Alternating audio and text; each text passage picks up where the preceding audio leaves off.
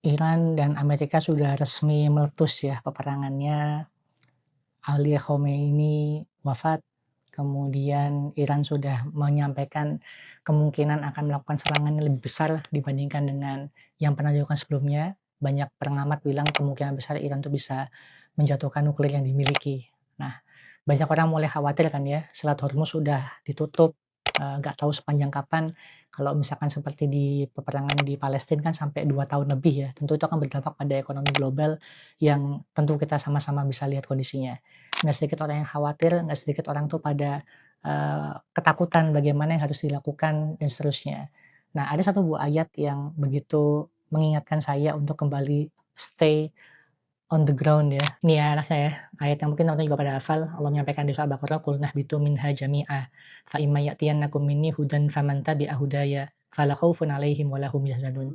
Jadi, kalau kita itu mengikuti petunjuknya Allah SWT, kita mengikuti kacamata yang diajarkan oleh agama kita, maka fala khaufun 'alaihim, kita nggak akan merasa takut, nggak akan merasa khawatir yang berlebihan, wa la hum yahzanun, dan juga merasa sedih yang gimana-gimana.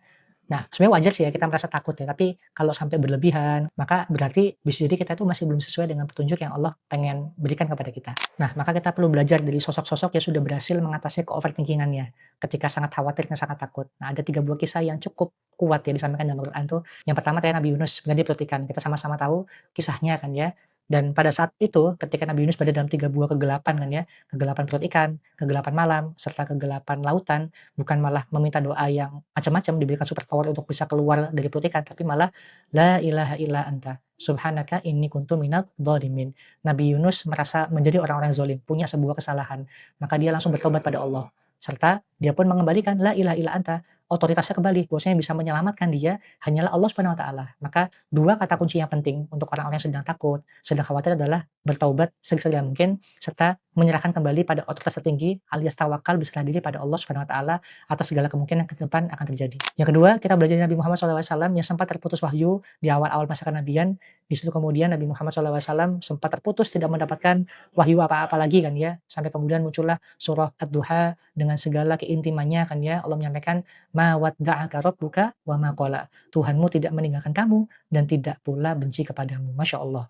Dan kemudian disusul pula dengan surah Al-Insyirah kan ya, "Fa inna ma'al usri yusran." Sesungguhnya sudah kesulitan itu pasti ada kemudahan. Bersama dengan kesulitan pasti ada kemudahan. Nah, maka di sini kita belajar teman-teman sekalian kan ya, ketika kita sudah bertawakal pada Allah, kita udah taubat, maka penting kita untuk memulai ikhtiar kita dengan keyakinan pasti akan ada pertolongan Allah, ada pembersamaan Allah, akan ada kemudahan yang kemudian Allah akan berikan. Dan yang terakhir kisah Ibunda Musa yang saat itu terpaksa harus melanjutkan bayinya ke Sungai Nil kan ya, yang disampaikan, Allah, "Fa'auhayna" ini, dan kemudian diberikanlah ilham pada Ibu Musa agar menghanyutkan bayinya ke Sungai Nil kan ya. Kemudian disampaikanlah agar tidak merasa takut, tidak pula merasa bersedih hati, karena sungguhnya akan dikembalikan lagi janji Allah kan ya.